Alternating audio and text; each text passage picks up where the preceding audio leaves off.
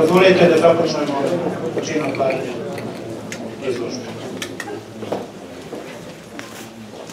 Poštovani predsjedniče Vlade Republike Srbije, najviši predstavnici Jevrejske zajednice i ostali pripadnici te zajednice, uključujući i preživele i njihove potomke Holokausta u Beogradu i Srbiji, Vaše ekscelencije, gospodo ambasadori, najviši crkveni velikodoštvenici, gospodo ministri, državni sekretari i ostali predstavnici Vlade Republike Srbije, predstavnici grada Beograda, poštovane kolege arhiviste, vaša visočanstva, dame i gospodo, dozvolite da u svojstvu direktora Istorijskog arhiva Beograda vas sve pozdravim i zahvalim se na prisustvu povodom otvaranja izložbe Beogradski Jevreji, život i holokaust. Ova izložba se održava i kao sastavni deo niza manifestacija obeležavanja predstojećeg Međunarodnog dana sećanja na žrtve holokausta, a koji se obeležava 27. januara, kada će se i u Beogradu održati centralna manifestacija. Rezolucijom Generalne skupštine Ujedinjenih nacija 1. novembra 2005. godine ustanovljen je dan sećanja, a pomenuti datum obeležavanja uzet je u znak sećanja na dan kada su jedinice Crvene armije 1945. godine oslobodile preostale zatočenike logora Auschwitz, najzlogašnijeg logora smrti u porobljenoj Evropi, u kojem je tokom Drugog svjetskog rata u najstrašnijim mukama stradalo najmanje 1,5 miliona Jevreja. I prethodnih godina, u sklopu obeležavanja ovog datuma u Beogradu i Srbiji, održavao se niz manifestacija, komemoracija, okruglih stolova i izložbe poput ove. Ali bez obzira na njihov broj, temu, raznovrsnost, učestalost ili mesta održavanja, kako u Srbiji, tako i u svetu, one imaju za cilj samo jedno. Nezaborav, nezaborav i nezaborav na holokaust, taj, kako je jednom rekao prilikom predsjednik Vlade Ivica Dačić, najveći poraz čovečanstva u istoriji. Zato i ova izložba ima za cilj da predstavi život beogradskih Jevreja i podsjeti na holokaust, da pomene do sada nepoznate žrtve, a o onima čija su imena poznata pruži nova saznanja. Jevrejska zajednica je u Beogradu živjela vekovima, a samo za dve okupacione godine, 1941. i 1942. godine, je gotovo potpuno nestala. Od oko 12.000 beogradskih Jevreja holokaust je preživjela samo nešto više od 1000. Izložba je inicijalno nastala od arhivske građe referata za mase Narodnog odbora prvog rejona grada Beograda, jednog od prvih organa nove uprave i vlasti u Beogradu posle Drugog svjetskog rata. Koncipirana je u 4 tematsko-hronološke celine koje se prepliču: Jevreji u Beogradu, Kovitac rata, žrtve i uslov. Izbor predstavljenih žrtava pokazuje sveobuhvatno stradanje Beogradske jevrejske zajednice. Izložba je postavljena 59 panoa i pored građe referata za masa korišćena je i građa drugih fondova iz zbirki Istorijskog arhiva Beograda, kao i građa Jevrejskog istorijskog muzeja i Advokatske komore Beograda. Veći deo građe arhiva Beograda, koji oslikava život i stradanje beogradskih Jevreja, po prvi put biće predstavljen javnosti. Kao prateći deo izložbe objavljena je publikacija pod imenom Pomenik žrtvama holokausta u Beogradu i ona sadrži podatke o svim stradalim Jevrejima čije su umrlice sačuvane u građi i referata za mase. I ovaj pomenik ima za cilj da još jednom podsjeti na holokaust, da pomene do sada nepoznata imena žrtava, njih 161, a onima čije su imena do sada bila poznata pruži nova saznanja. Na kraju dozvolite da čestitam autorima izložbe pomenika i vodiča Olgi Latinčić, Jeleni Jovanović i Tijani Kovčić na velikom trudu na pripremanju iste. Posebno se zahvaljujem stručnom konsultantu, doktoru Milanu Koljani. A sad u sklopu protokola otvaranja izložbe molim da uzme reč dr. Ruben Fuchs, predsjednik Saveza jevrejskih opština u Srbiji, a nakon toga obratit će vam se njegova ekscelencija, ambasador Izraela u Srbiji, gospodin Jozef Lev. Gospodin Fuchs. Poštovani gospodine premijeru, vaša visočanstva, vaše preosveštenstvo, ekscelencije, poštovani ministri, sekretari, dragi prijatelji,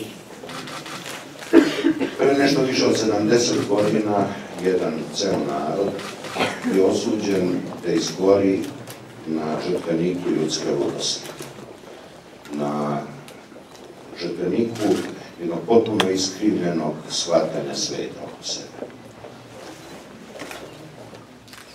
Ovo je izložba o jednom svetu koji je sagoreo na ovom terenu, u ovom gradu, na tom žrtveniku. Shvatanje šta se dogodilo tokom holokausta nemoguće je bez da se upozna ono što je holokaustom uništavano i uništeno.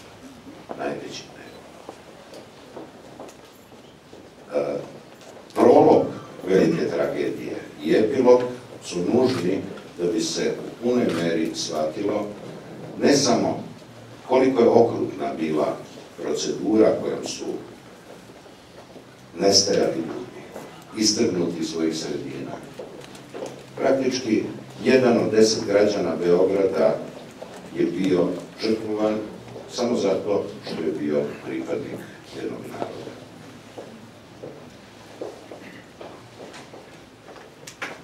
To samo po sebi je jedna zaokružena slika koju uvijek treba dati i hvala mnogo autorima izložbe koji su to shvatili. No bez poimanja toga kako je do zla došlo i kako je zlo pripremljeno, bez toga da shvatimo i svi prihvatimo i učesnici zločina i potomci njihovih žrtava i posmatrači potpunu istinu, bez ostatka, makoliko ona ružna bila, i svi zajedno potpišemo tu istoriju, podučavamo nove generacije, ne možemo očekivati da zlo koje je do ovoga dovelo je potpuno uništeno. Hvala.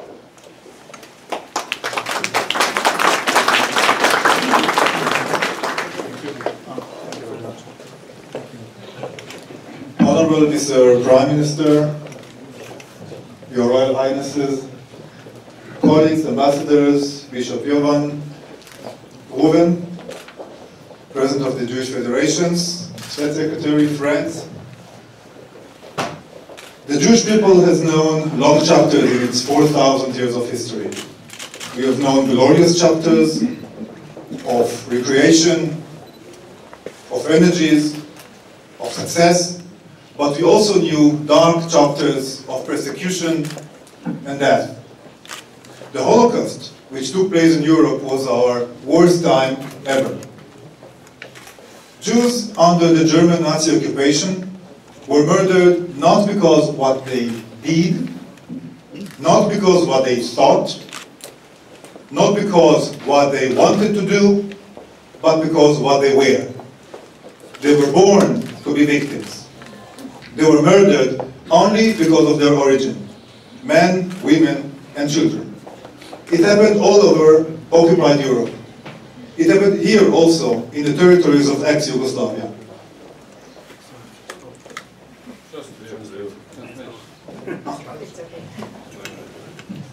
Poštovani gospodine predsjedniče vlade, moji kolege ambasadori, biskupi Jovane, vaša kraljevska visočanstva, predsjedniče jevrejskih opština, sekretaru, dobar dan, dobrodošli.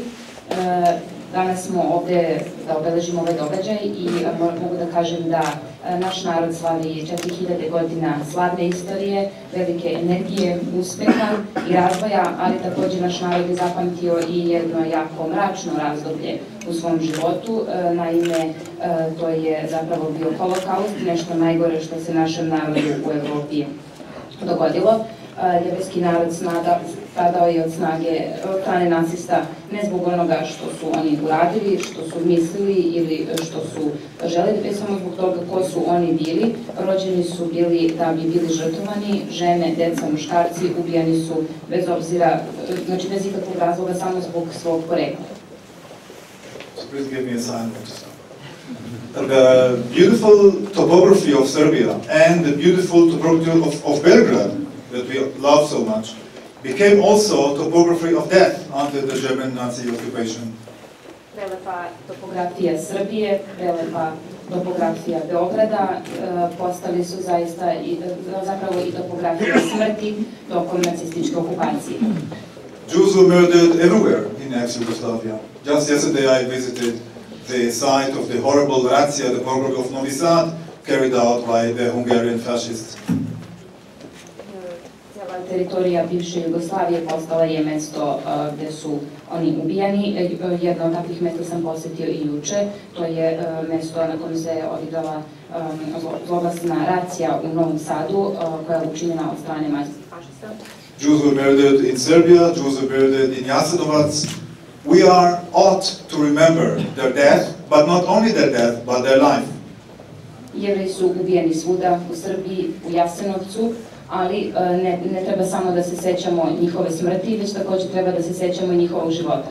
Jews were always a part of this beautiful country, Serbia. They were a part of the landscape, they were a part of the dreams of Serbia, they were a part of the national inspirations of Serbia, and they were murdered as Serbian Jews. Oni ne samo da su bili deo ove zemlje, oni su bili znači deo njenih reljefa, oni su bili deo snova Srbije, bili su deo inspiracije Srbije i ubijeni su kao srpski Jevreji. Wherever I go today in Belgrade, I do remember the Holocaust. I see the Kalemegdan fortress and I see where the place that my people, men, women and children were concentrated. When I go over the bridge, I see the place of Staro Sajmište, when 8,000 women and children were imprisoned and from then taken by the gas trucks to be murdered by gas, going through all the beautiful streets of Belgrade, through Slavia, through Voždovac, until the bodies were thrown in Jajince. When I go in Banica, I remember the Banica concentration camp. This city is a part of our collective and our individual memory as Jews. Gde god da se krećem Srbijom, ja vidim uspomene na moj narod. Oni su, znači kako pređem most, kada vidim Staro Sajmište, mesto na kom je odakle 8.000 žena i dece odvedeno, Kalemegdanska tvrđava, dakle je moj narod također odvođen, sa Banjice su odvoženi kamionima i ubijani su duž ulica Beograda, potom su baceni, usput su bačeni, prolazeći Slavijom, Voždovcem, pa sve do kada se stigne i u Jajince. Možemo, također se sećamo i Banjičkog logora, gde su oni ubijeni, ali ti ljudi su bili deo našeg i kolektivnog i pojedinačnog sećanja. Dorchar today is no longer a Jewish quarter. Jews were, in big numbers, in this beautiful city, their second homeland. Most of them were murdered. In July 1942, Belgrade was declared as Judenrein. We are on to remember their horrible death, but also their life, their contribution to our ongoing dialogue between Serbs and Jews. Therefore, I want to thank the organizers, the curators, those who brought the idea of the exhibition, and the next exhibitions which will also be born in Serbia in order to respect the memory. Thank you very much.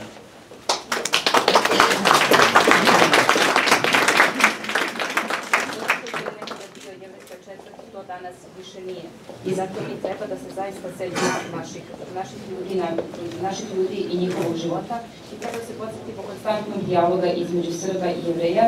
Također bih želeo da iskoristimo priliku da se zahvalim kuratoru, organizatoru i onih koji su bili tvorci ove izložbe kao i mnogih sledećih izložbi koji će se idući prirediti. Hvala. Zahvaljujem se njegove ekscelenciji. Kada molim predsjednika Vlade Republike Srbije, Ivicu Dačića, da otvori izložbu. Predsjedniče izložbe.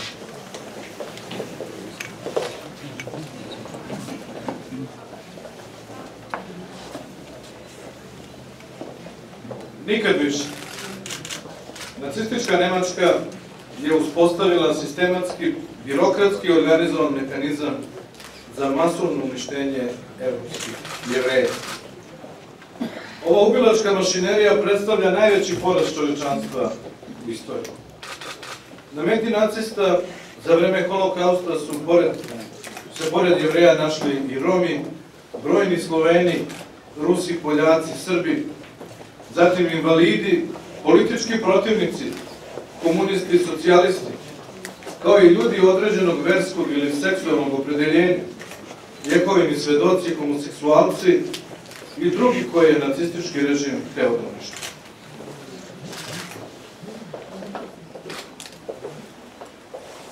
Never again. Nazi Germany established systematic organized mechanisms for mass destruction of European Jews. This killing machinery represents the biggest defeat in the history of mankind. Among those targeted by the Nazis during the Holocaust were Roma, many Slavic nations, Russians, Poles, Serbs, then disabled people, political opponents, communists, socialists, as well as people of certain religious or sexual orientation, Jehovah's Witnesses, homosexuals, and others the Nazi regime wanted to destroy. Tokom Drugog svjetskog rata, samo u evropskim zemljama život je izgubilo oko 53 miliona ljudi. Pored 6 miliona Jevreja, najviše su stradali Rusi, Poljaci, Romi i Srbi. During the Second World War, only in European countries, about 53 million lost their lives. Beside the 6 million Jews, Russians, Poles, Roma, and Serbs were also killed. Bio je to jedan od najmračnijih perioda u istoriji čovečanstva. 27. januara 1945. godine Crvena armija je oslobodila 7.500 preživelih iz najvećeg nacističkog logora smrti Auschwitz, simbola holokausta i stradanja, u kojem su se tokom Drugog svjetskog rata na ljudima izvodili najmonstruozniji eksperimenti i gde je u najstrašnijim mukama stradalo najmanje 1,5 miliona. It was one of the darkest periods in the history of mankind. On January 27, 1945, the Red Army liberated 7,500 survivors from the biggest Nazi death camp Auschwitz, the symbol of the Holocaust and suffering, place where during the Second World War the most monstrous experiments were conducted on humans and where at least 1.5 million were killed in the most brutal ways. Sećamo se i svih logora smrti i žrtava na Starom sajmištu, u Novom Sadu, Jajincima, Jasenovcu, gajeći uspomenu na sve ljude koji su stradali u vihoru Drugog svjetskog rata. Važno je da se stalno čuva uspomena na konkretne ljude, Jevreje i predstavnike drugih naroda koji su najviše stradali, na preživele i na njihove spasioce i oslobodioce. We also remember all death camps and victims in Staro Sajmište, Novi Sad, Jajinci, Jasenovac, cherishing the memory of those who died in the storm of the Second World War. It is important to keep cherishing the memory of particular people, Jews and representatives of other nations that suffered mostly, memory of survivors and their rescuers and liberators. Izložba Istorijskog arhiva Beograda pod nazivom Beogradski Jevreji, život i holokaust je važna zbog toga što pominje i do sada nepoznate žrtve, a onima čija su imena bila poznata, pruža nam nova saznanja. The exhibition of the historical archives of Belgrade named Belgrade Jews Life and the Holocaust is important because it mentions until today not known victims while giving us new knowledge about those whose names we knew. Nikad više. To je poruka koju moramo da uputimo danas svima, a pre svega našoj deci, mladima. Dan sećanja nas obavezuje da mlade učimo antifašističkim vrednostima tolerancije, saradnje, mira i poštovanja drugih, u nadi da se ovakvo zlo više nikada ne ponovi. Nažalost, i dalje je kako u Evropi, tako i u našem društvu stalno prisutna opasnost od rasne, nacionalne i verske mržnje zasnovane na predrasudama. Never again. This is the message that we must send today to everyone. First of all, to our children, the young ones. The Remembrance Day obliges us to teach young people anti-fascist values of tolerance, cooperation, peace, and respect for others, hoping that such evil would never repeat. Unfortunately, the danger of racial, national, and religious hatred based on prejudice is still constantly present both in Europe and our society. Holokaust je fundamentalno negirao same temelje civilizacije, razvijajući se postepeno na bazi privredne krize, političkih manipulacija i dobivši krila u suludim idejama o superiornosti jedne rase ili nacije. The Holocaust had fundamentally denied the foundations of civilization, emerging slowly on the basis of economic crisis, political manipulations, and getting the mix through insane ideas of superiority of single race or nation. Nama je potrebno iskreno sagledavanje duha vremena u kome živimo, jačanje osnovnih vrednosti na kojima društvo počiva. Škole moraju biti mesto gde se uči životu u antifašističkom duhu, a država mora najstrožije da sankcioniše zločine iz mržnje. We need to look honestly into the spirit of the times we live in, and strengthening of basic values society is based on. Schools must be places where life in the anti-fascist spirit is going to be taught, while the state needs to sanction hate crimes in the most severe manner. Koreni predrasuda su duboki, a fašističke ideje su još žive i reforme koje su nam potrebne odnose se na zaštitu slobode i ravnopravnosti svih ljudi, pomirenje među narodima i najviše od svega opredeljenje ka zajedničkoj budućnosti. Roots of prejudice are deep and fascistic ideas are still alive, and reforms that we need refer to protection of freedom and equality of all people, reconciliation among nations, and most of all, commitment towards the common future. Nema srećne budućnosti ako njeno promišljanje i stvaranje nije utemeljeno na istorijskim poukama. Dan sećanja na Holokaust nosi pouku da se protiv zla, mržnje i fašizma moramo zajedno boriti, da njegovo jačanje moramo saseći u korenu i da ne sme biti dvostrukih standarda u primjeni pravde, nacionalne ili međunarodne. There is no happy future unless its planning and creation is not founded on historical lessons. The Holocaust Remembrance Day brings a message that we must fight together against the evil and fascism, that we must cut the roots of its strengthening, and that there mustn't be double standards in exercising justice, national or international one. Odgovorni smo da se glasno suprotstavimo genocidu i zločinima protiv čovečnosti, ma gde na svetu se oni desili, a da žrtve Holokausta nikada ne zaboravimo. Our responsibility is to loudly confront genocide and crimes against humanity, no matter where they might occur, and never to forget the victims of Holocaust. Ove poruke kao predsjednik Vlade Republike Srbije nastavit ću da prenosim u svim svojim aktivnostima i programima. As the Prime Minister of Serbia, I'll continue to convey these messages through all my activities and contacts. Poštovane žrtve Holokausta, njihovi potomci, poštovani predstavnici jevrejske zajednice, vaše preosveštenstvo, vaše ekscelencije, vaše visočanstva, predstavnici raznih državnih institucija, dozvolite mi da otvorim izložbu Beogradski jevreji, život i Holokaust. Takođe, želim da najavim da smo zajedno pre nekoliko meseci, zajedno sa izraelskom ambasadom, sa njegovim preosveštenstvom i sa gospodinom Zurokom razgovarali i o potrebi izgradnje, odnosno stvaranja jednog memorijalnog centra, muzeja žrtava genocida, i mislim da to dugujemo svim žrtvama Holokausta kako se on ne bi prošao.